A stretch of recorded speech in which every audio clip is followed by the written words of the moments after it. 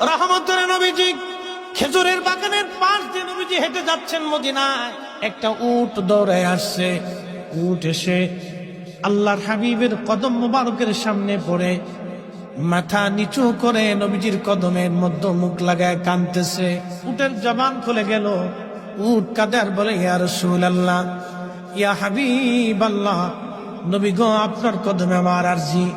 উট, কি জন্য তুমি কাঁদো? বলে, ইয়া রাসূলুল্লাহি, আমাকে শুধু মারে, আঘাত করে, কিন্তু খাদ্য দেয় না, কাজ বেশি বেশি করায়। এমন সময় পিছে পিছে ওই মদিনার সেই উটের মালিক দৌড়ায় আসছে। আল্লাহর নবী বললেন, ও উটের মালিক, তুমি কি উটের মালিক? বলে, হ্যাঁ ইয়া রাসূলুল্লাহ। তুমি কি তাকে খাবার কম দাও, কাজ বেশি করাও এবং মাঝে মধ্যে তারে পিঠাও? বলে, ইয়া রাসূলুল্লাহ, কি করে আপনি জানলেন? বলে, উট এসে তোমার বিরুদ্ধে আমার কাছে অভিযোগ